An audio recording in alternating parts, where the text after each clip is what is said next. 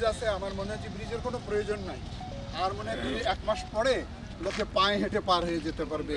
এরকম একটা প্রমত্ত বহমান নদী আজকে শীর্ণকারী কোনো আমলেই এই তিস্তা পারের মানুষগুলো, এই জনপদের মানুষকে গুরুত্ব আনেনি এবং তাদের দুঃখ দুর্দশায় কেউ শরিক হয়নি। আমরা সে কাজটাই করতে চাচ্ছি, যাতে করে যে সরকারি যখনই ক্ষমতা থাকুক দীর্ঘদিনের এই জনপদের মানুষের যা দাবি সে দাবি এবং এই অঞ্চলের যে কর্মহীন মানুষগুলো, ভূমিহীন মানুষগুলো যারা ছিন্নমূলে পরিণত হয়েছে তাদের কর্মসংস্থান হোক, তারা বেঁচে থাকুক এবং এই অঞ্চলটি বাংলাদেশের মধ্যে সবচেয়ে সমৃদ্ধিশালী অঞ্চল হিসাবে যাতে পরিগণিত হয় সেটাই আমাদের আমরা মনে করি আকাঙ্ক্ষা। এই জন আকাঙ্ক্ষা আগামী 17 এবং 18 ফেব্রুয়ারি লাগাতার যে কর্মসূচি আমরা ঘোষণা করেছি সেখানে সমস্ত শ্রেণী পেশার মানুষ, সব স্তরের সব গোষ্ঠীর মানুষ এখানে জমায়েত হবে এবং তারা গগন বিরোধী স্লোগান দিবে, জাগো বাহে জাগো বাহে।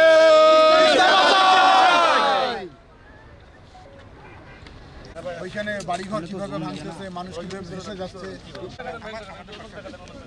আমাদেরকে সবারই কাছে আছে। হে মজনু, ওই ডকুমেন্টারি কই দিয়ে দাও, ওই যে ওদের ওটা অনেক সুন্দর। ঘর ভেঙে পড়তেছে আর কিছু ইন্টারভিউ আছে ওখানে, খুব ভালো ভালো, খুবই প্যাথেটিক, খুবই মর্মান্তিক। এর মধ্যে ঢাকায় যাবেন এই আন্দোলনের পরে? ঢাকা তো যাবো 18 টকটকে বহু ডাকছে আমাকে, আমি কোনোদিন। তবে ভাই আমাদের যে ডকুমেন্ট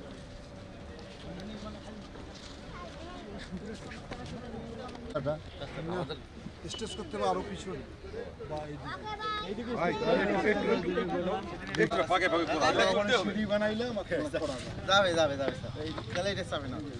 এইখানে 30 ফিট লম্বা, 20 ফিট চওড়া, 30 বাই 20।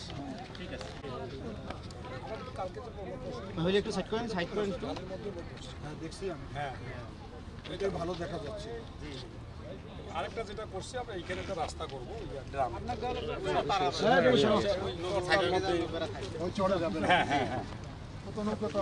নৌকো আছে ওখানে, তাবু দিয়ে 2-3টা লোক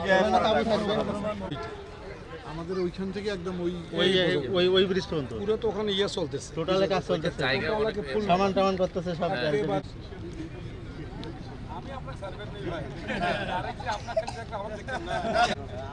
একসঙ্গে 11টা পয়েন্টে থাকে।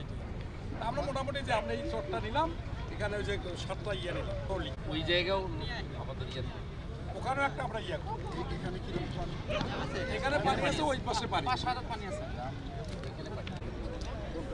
ওই যে না না এই যে খুঁড়িটা আছে না, ওই পাশে না হাট, আর এই পাশে একটু পানি আছে।